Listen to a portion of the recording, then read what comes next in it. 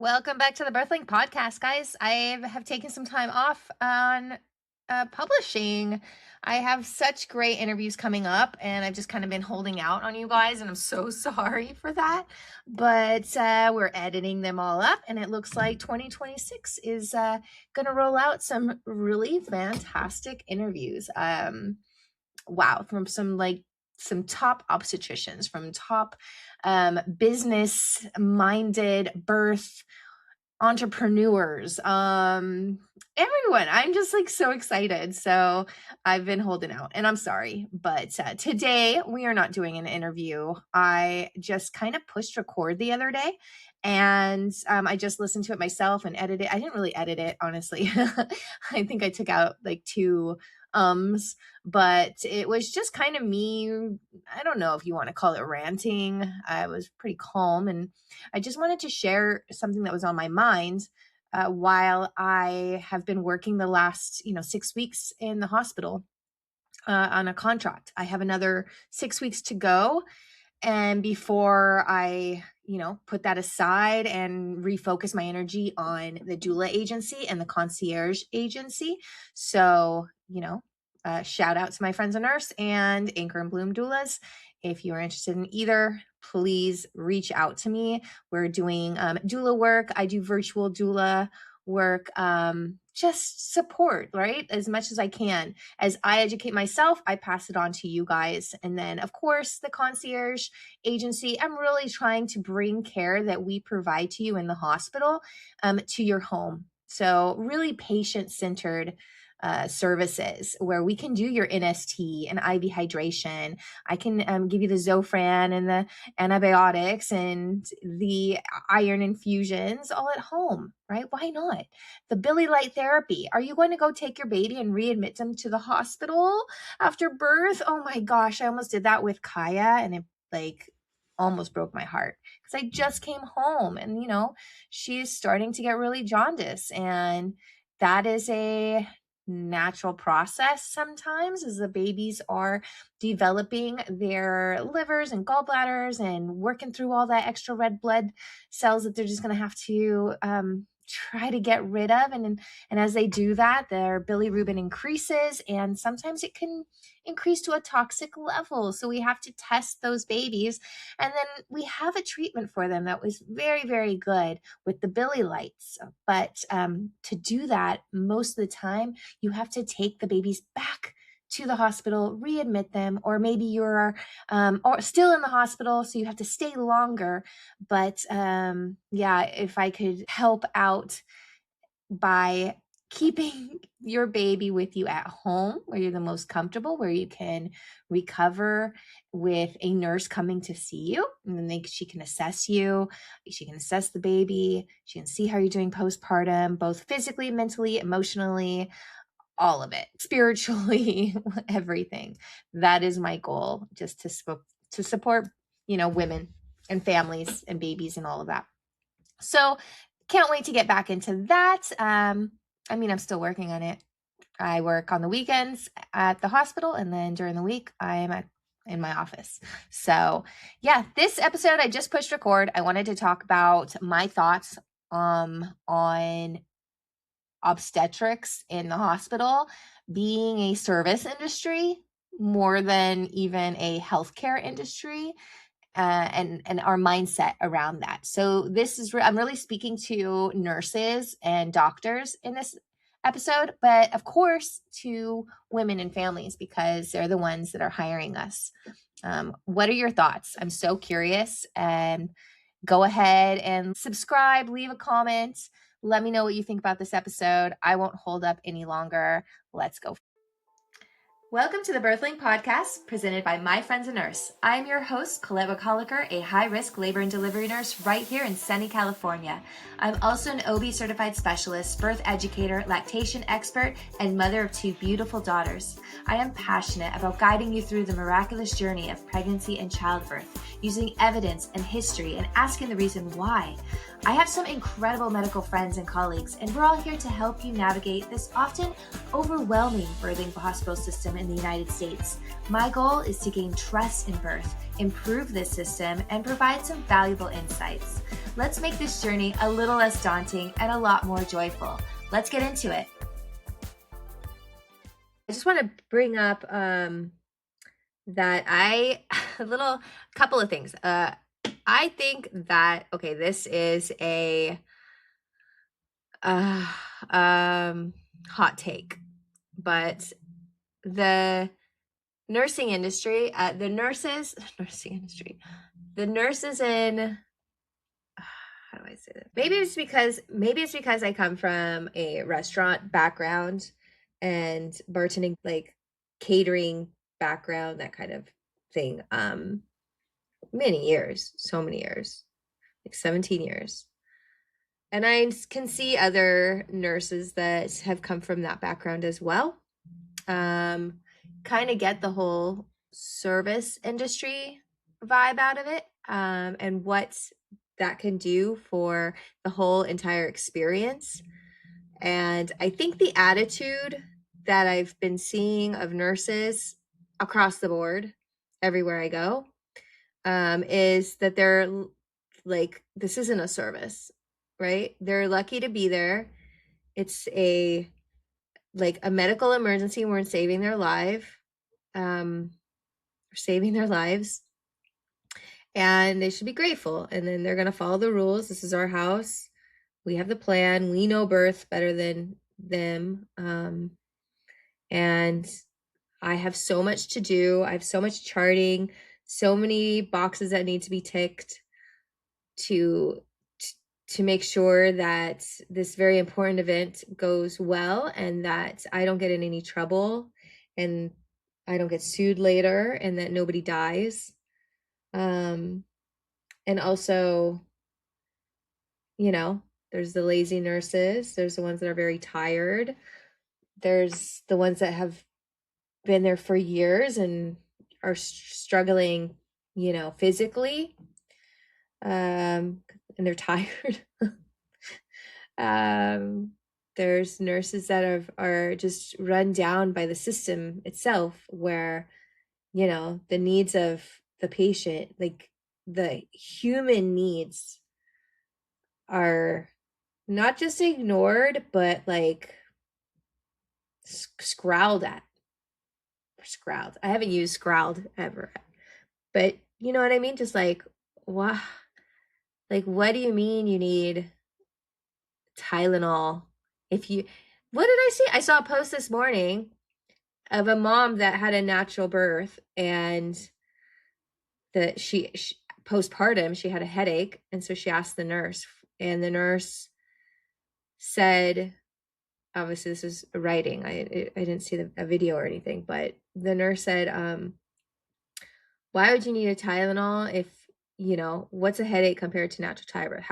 And maybe she was joking, but the patient didn't take it that way, right? Look, I'm going to tell about my own personal experiences, just watching other nurses and how they talk. I was in a room probably for an hour with a mom, helping her and her baby latch. And a lot of it was just talking to her, honestly, and listening to her. I didn't have to do anything. I don't even think I put my hands on her, maybe like twice, to just show her like a sandwich hold. But yeah, I was in there. We were talking about patience like CE at the end, right? Like having patience with the baby, with yourself, like giving yourself a lot of grace that it's gonna be okay, no matter how it goes. Giving them some tools to like calm their nervous systems, like stuff like that. And so then I went outside after I was done, and she had latched, and she was going to continue to practice. It was good. And I went out to the nurse's station, and the postpartum nurse like, where have you been? I'm like, I've been in the room helping her just latch. Like, she didn't get a lactation consult today, hopefully tomorrow. And I was just helping her out. And the nurse was like, whoa, that's good for you. Wow, you're really nice. Right? Like, that's a lot. Like, I hope you don't, okay, if you're not a nurse, and you're either pregnant or you're a doula, and if you're a doula, you already know this, but I hope you do not go into your birth room in the hospital thinking that your nurse is going to give you everything you need. Like, no. These nurses are not doing that. They are tired, they're run down, and they haven't been trained at all to prioritize those human needs that new families need. Not the bio, like physiological, like pathophysiological, like IV hydration. We need to watch your urine output, your intake. What are you eating? Why? The medications that you're taking. How is baby doing? What are your vital signs? What symptoms do you have? What are your complaints? What are your labs? What are your prenatal labs? How is your pregnancy? What about your medical history and your family medical history? What about the doctor's, plan and his orders? And what about the orders that he put in and didn't tell you about? What about antibiotics and infections? Like, that's our heads are in medical stuff. Like, just they give us so many algorithms to have to remember and process. Like, we're out at the nurse's station in a group huddle going through these pages. Like, are we doing this right? We don't want to have a fallout, right?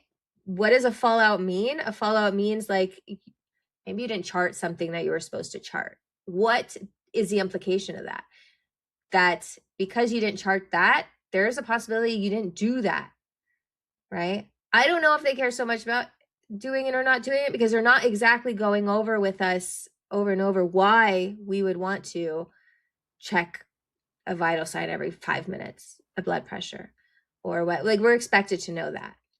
But each one, like this one place, we have to measure for the first 24 hours all of the blood that comes out. So all the pads throughout those first 24 hours, we have to weigh them.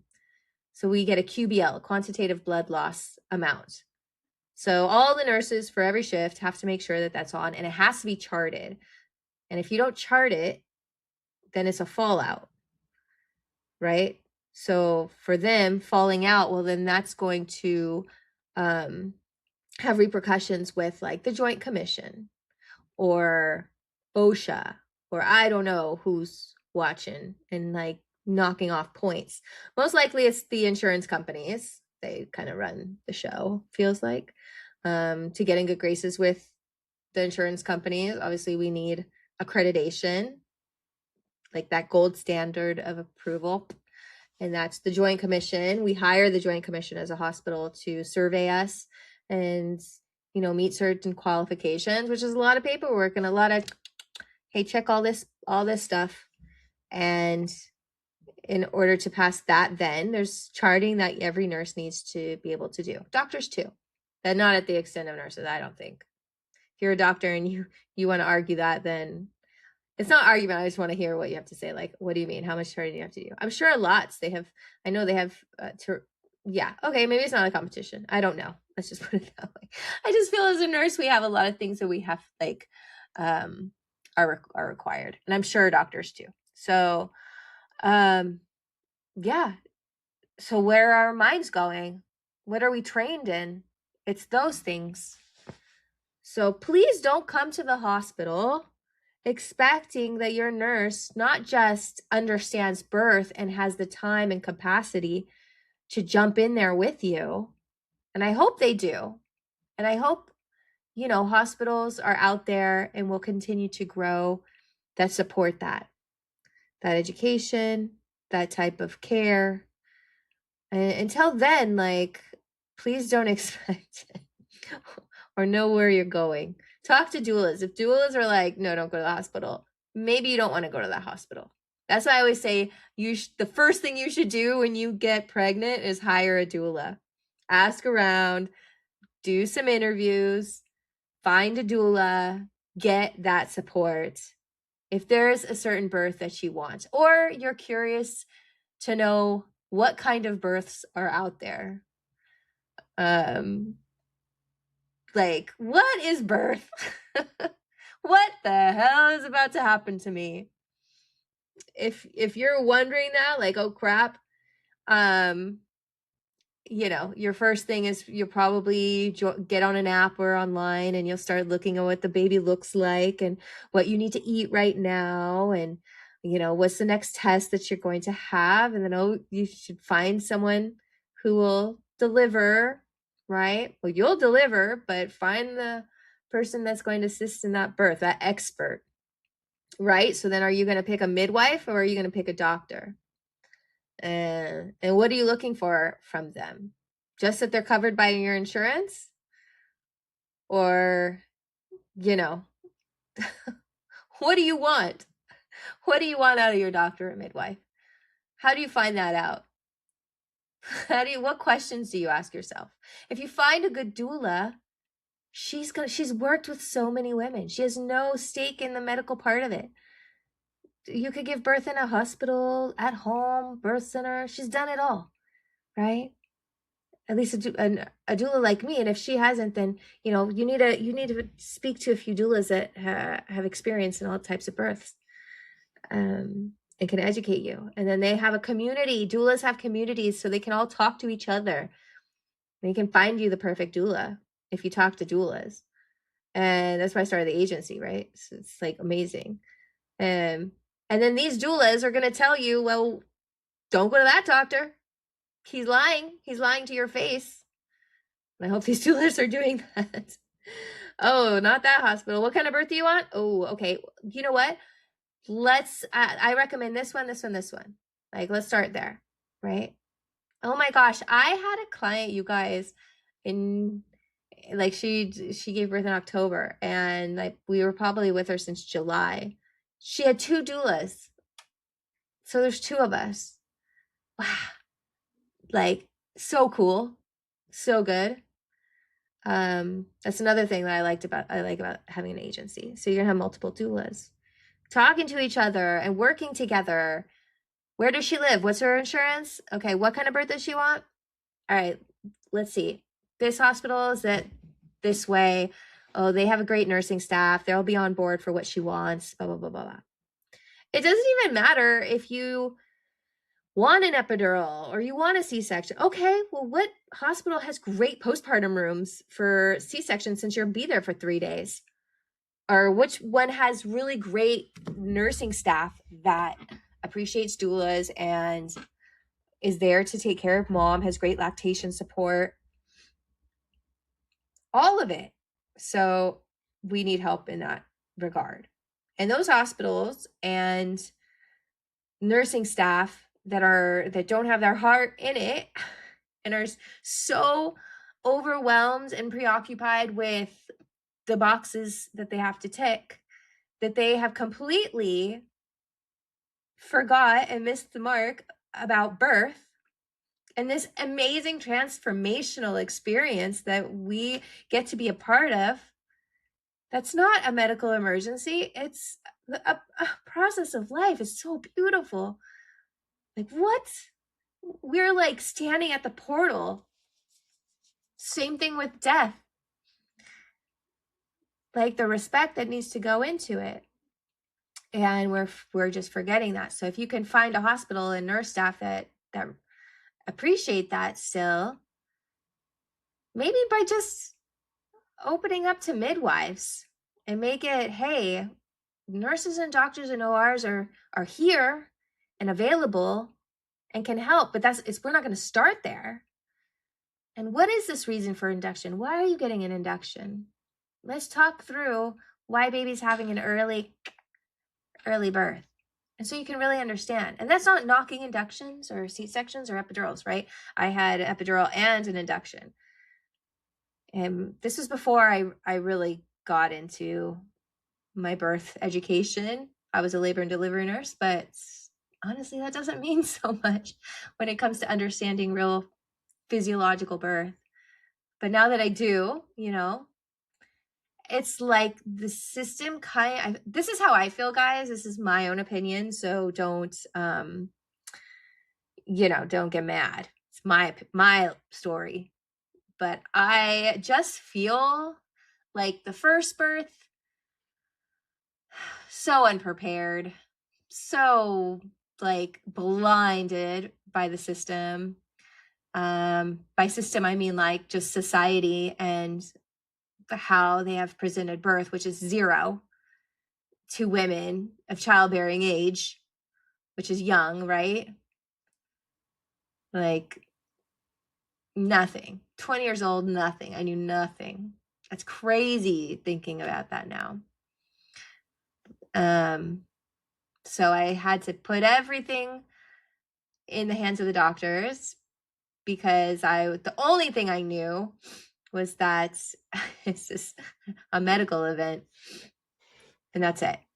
And that they have epidural, so because it's really, really painful and I don't want to feel it. And I'm just going to trust my body and my doctor. And that was it. Right? So then after all these years and really like, holy crap, with that whole experience, now I'm a nurse and now I know I know so much about a birth experience in the hospital. So I was very careful on like the doctor I chose. But still, it was quite medical, right? So I did happily get an epidural and get an induction because of who was the anesthesiologist and staff that day. So, yeah, now 5 years later, after my friend's a nurse, after these years of jumping into what else is out here, yeah, I sort of feel robbed, right?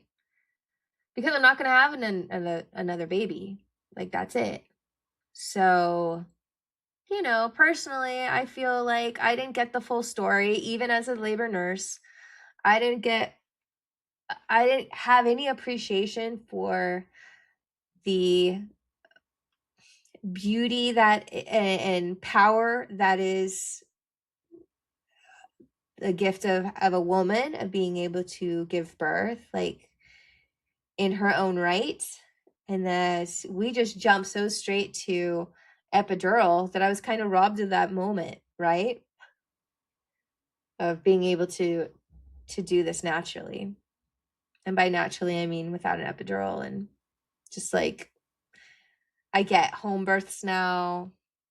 And I wish we could just provide the home birth, birth center vibe, meaning autonomy, meaning not starting with, hey, here's an induction, here's your medications, IV, this stupid, ugly gown, like you're a patient immediately. Well, wear your own clothes. wear what you want to wear, right? Why do the rooms look like hospital rooms? Ugh. Like, why? And start with that. But then in the back end, you have nurses and doctors and an OR for those emergencies. But a natural birth, like from beginning to end,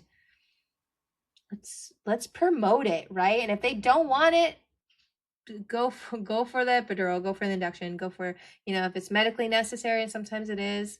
Women prep months to labor at home and hope for a home birth and then come to the hospital for an epidural to rest.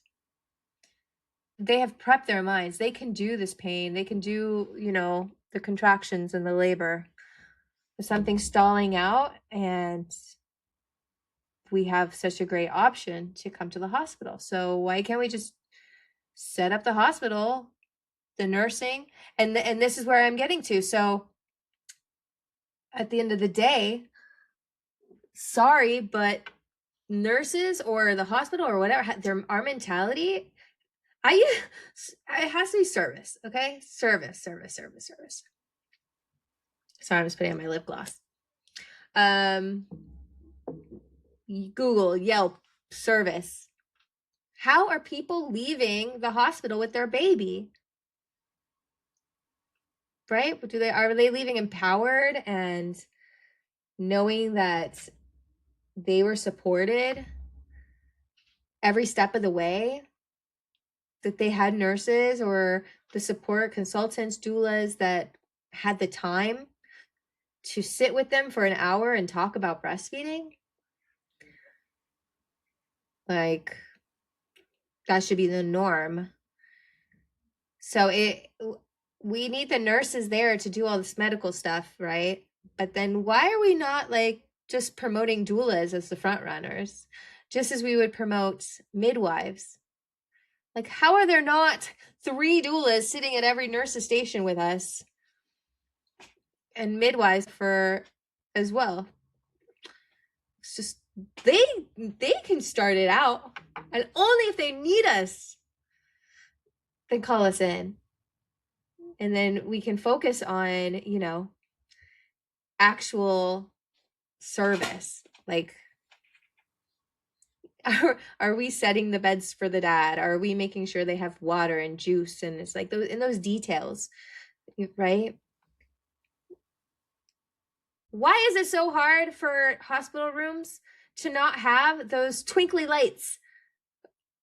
Why? Why don't we have essential oils? Is it so hard? Is it so expensive? No, I just bought it. I bought 3 for like $20. Okay, $40. Every room can have a light. I'll gift it to them. Right? Why is it so hard to set up that atmosphere? As a doula, it took $50 and I can transform your whole room. Why can't we do that at the hospital? Right? Service, guys. Honestly, this is a service industry. You have to like argue with me to convince me otherwise. Because I was there. I was already on the side thinking like, what do they think? Where do they think they are? The hotel? Like, that's how I first started with that kind of mentality, because that's how everyone did. I was just on the same feedback as them. But why not? Why can't it be more like a hotel? Why does it have to be so like hospital? I know as nurses we're tired. We don't have time. I think I just ran through the list of things that we have to keep in our minds. And I didn't even get to like the serious stuff, right? It's a lot. So why are we so against doulas then? Why are we thinking like, oh, she has a doula? No, yes, she has a doula. If you're really thinking about it like that, like, do you appreciate and understand physiological birth? Do you understand what a woman really needs and a partner really needs during their birth and during their labor? Do you love it? Do you like, does it just not like, are you not obsessed? Are you not like, oh my God, I'm so grateful to be part of it? If you're not, then I just want you to know the system got you. You are run down. You are a detriment to society. And it's okay because that's how we were trained. But it's not too late to completely reevaluate your mindset around birth and what we're doing for these women. And same goes for doctors. Just rethink the whole thing, right? Try to get out of the box and talk to women and listen to women out there right now with the complaints. You got to use complaints about the hospital system and about their care to improve it. And when you improve it for these women, look, medically, maybe you got it down. You get it. You know what they need medication wise, intervention wise, for whatever scenario. You know the diagnosis is, all of that stuff, right? Great, good. What about the other stuff? What about the natural stuff? What about what the woman actually needs to have an amazing, powerful, natural birth? What does she need? Does she need you walking in the room with the spotlight on you, loud and confident while she's in the middle of a contraction? You say, hi, I'm here. Not to worry. Do you think that's what she needs? Who do you think you are? Like, just walk in quiet and acknowledge that she's the most powerful person in that room right now. And that you, as a provider, are like so lucky to be there. So don't fuck it up. Like, if that's how you're behaving, if you're if you're a nurse and you're grabbing a baby out of that mom's hands that she just gave birth to and bringing that baby, separating that baby and bringing her over because she has fluid, you hear gurgling, so you feel you need to spend 10 minutes suctioning and drying and, oh yeah, I'll just get my measurements in too and weigh the baby real quick and do all of this. Oh, I still hear gurgling. I'm gonna say, you think that's better than that baby being skin to skin with mom right now for those 10 minutes? What is 10 minutes to a baby? It's so long that you've just separated her. Could you have not suctioned the baby with mom?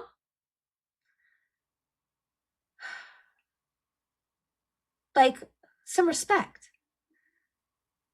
Like, think about how you were trained. It's wrong. You have to stop. I'm so mad. I don't know why I pushed record. So I got heated.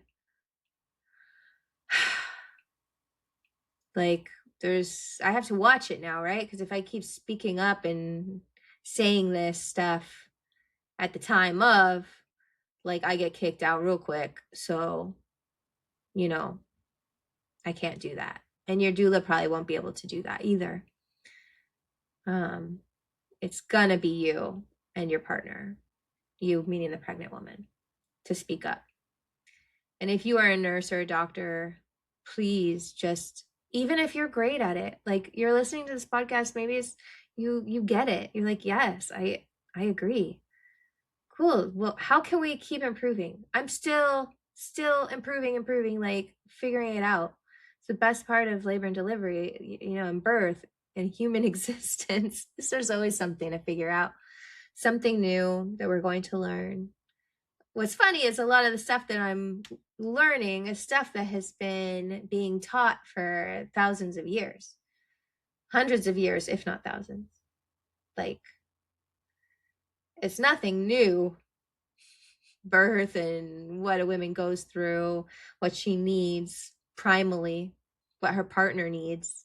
Let's start there and then work back. Okay, I think we got to start over, reevaluate. Like, what are the old women teaching? What are the midwives teaching?